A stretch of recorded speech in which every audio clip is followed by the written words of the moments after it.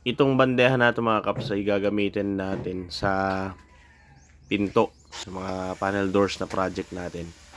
So ayan, papakita ko sa inyo mga kaps yung actual na pagmumuldura natin gamit itong ating molding blade o bakam dun sa iba nating mga kaps ang tawag nila dito. So, ganyan ka kinis yung finish nitong molding blade natin mga kaps. Basta maayos lang ang pagsasalang natin sa ating tistisan. Bali ito yung tistisan natin mga kaps.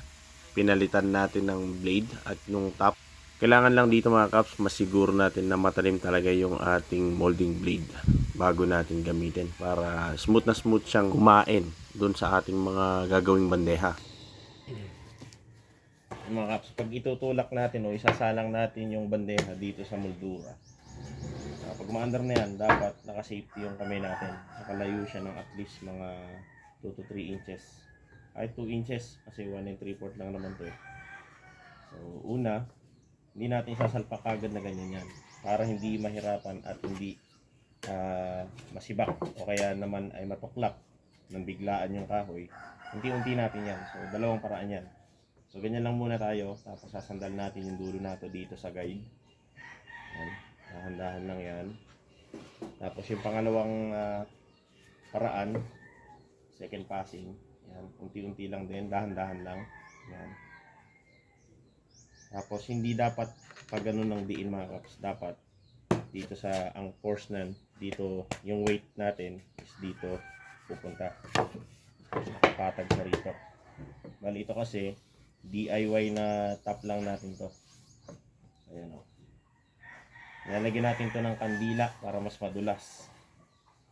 Ano, dahan-dahan lang. Basta pagka yung pangalawang passing natin, yan, nakapigil yung palad natin dito sa dulo para hindi siya tatalsik na gano'n. Ganun lang sa mga cups natin. Yan. Dahan-dahan, dahan-dahan. Yan. Okay, may init.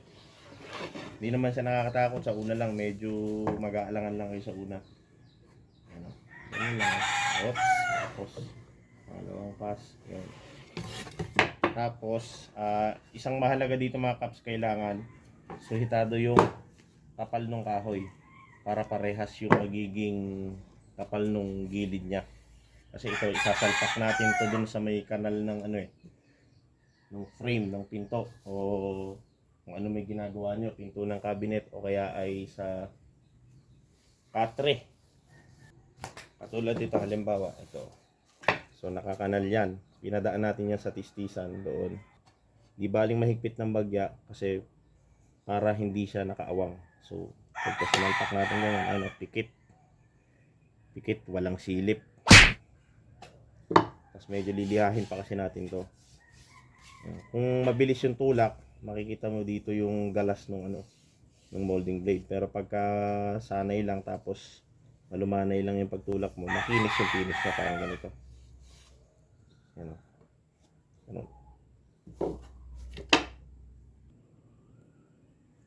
Mapanda rin natin mga kaps.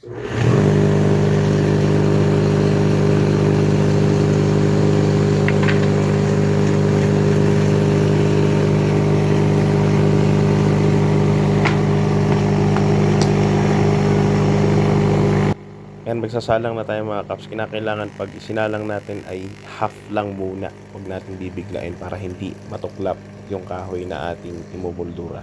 Gaya na lang mga kaps ng actual na pagsasalang natin ng kahoy dito sa molding blade. Double passing ang ginagawa natin mga kaps. Yung una ay half lang tapos nakasandal sa guide dun sa kabilang edge ng ating guide.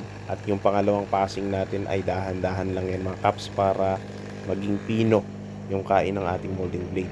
Na kailangan dahan-dahan na huwag natin bibiglain para hindi masibak o matuklap yung kahoy na ating pinaparaan sa molding blade. Ang sikreto naman din mga kaps, kailangan matalim lagi yung ating molding blade para maging makinis yung kanyang kain at nakapigil yung ating kanang kamay doon sa dulo ng kahoy para hindi siya tatalsik o aatras.